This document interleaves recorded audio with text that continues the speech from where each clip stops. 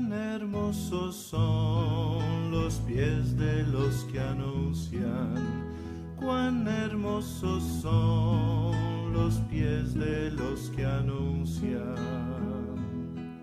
la paz. Hola, ¿qué tal? Nos reunimos ahora para compartir el pasaje del profeta Miqueas, capítulo 3, versículos del 5 al 12. El profeta Miqueas vivió en el siglo octavo antes de Cristo, allá por los años 700 antes de Cristo. Era un profeta del reino del sur, era un profeta de origen campesino, de origen pobre.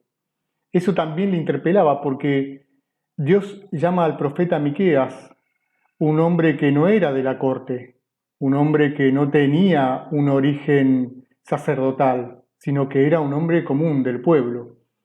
Pero él había tenido una experiencia trascendente con Dios, una experiencia que lo conmueve y esa espiritualidad lo desafía, lo invita a estar ligado con su pueblo, a poder escuchar a Dios y ver la realidad de su pueblo. Esa es la realidad, esa es la espiritualidad que caracteriza a los profetas. Por eso es que Miqueas interpela a los gobernantes de su tiempo. A el rey Jotam, él también estuvo en el reinado de Ahaz y de Ezequías, quien a partir de justamente las profecías de Miqueas intenta llevar adelante después unas reformas, ¿no es cierto?, que mejoren la condición del pueblo. Miqueas ve cómo la injusticia se apodera del reino de Judá, del reino del sur. De hecho, Israel ya estaba dividido en dos reinos, el norte y el sur. En el norte el reino de Israel, en el sur el reino de Judá. Y estaban irreconciliablemente divididos. El reino del sur vivía en aquel entonces un momento de mucha prosperidad. El comercio exterior estaba en pujanza, ingresaban productos exóticos de Oriente, la clase gobernante vivía con lujos y con pomposidad como nunca antes había vivido, pero sin embargo, al interior de Judá, la injusticia estaba al orden del día. Los que pagaban todo ese lujo eran los campesinos pobres, que eran explotados, eran violentados para extraerles más producción.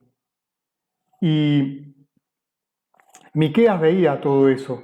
Por eso les dice a los profetas de la corte, a aquellos que pedían para sí ser consagrados como personas importantes por tener un origen sacerdotal: ustedes guían mal a mi pueblo, los hacen ir por caminos equivocados, porque ustedes les anuncian la paz a los que les llenan la boca, pero les declaran la guerra a quienes no se la llenan. Y aquí hay una clara distinción, ¿no? Por un lado, le anuncian la prosperidad económica de Judá a las autoridades políticas y religiosas de su tiempo, estos profetas, y por el otro lado, estos falsos profetas, y por el otro lado, condenan al pueblo trabajador, al pueblo pobre, al pueblo campesino. Miqueas se siente parte de ese pueblo campesino, es parte de ese pueblo campesino, y él sabe que Dios elige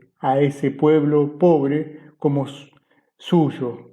Entonces, desde ahí se construye la espiritualidad de Miqueas. Hoy, como cristianos y como cristianas, nosotros estamos también desafiados y desafiadas a tener una perspectiva profética en nuestra vida de fe, sentirnos partes del pueblo, caminar junto al pueblo, poder padecer lo mismo que padece el pueblo, que nos duelan las injusticias que padece nuestra gente, que en nuestra vida comunitaria puedan estar reflejadas esas situaciones de dolor, de frustración, de postergación que vive nuestra gente. Por eso tenemos también nosotros que vivir una espiritualidad profundamente arraigada en la tierra, pisando bien el suelo en donde estamos, ¿no es cierto?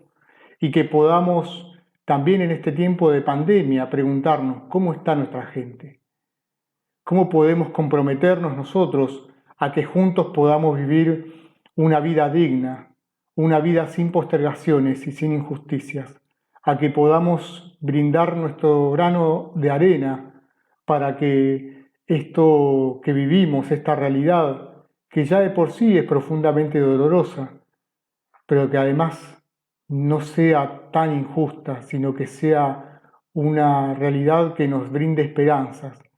Y esto no lo hacemos porque sí, por capricho o por cabeza dura, digamos, sino porque somos cristianos y somos cristianas. Y también en ese sentido la perspectiva, la espiritualidad profética es profundamente esperanzadora. El profeta Miqueas dice en su capítulo 7, versículo 11, el Señor me conducirá a la luz, el Señor me conducirá a la victoria.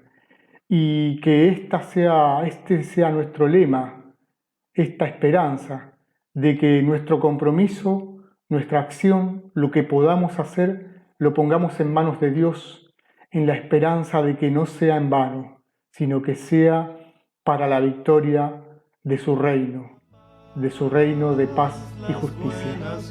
Amén.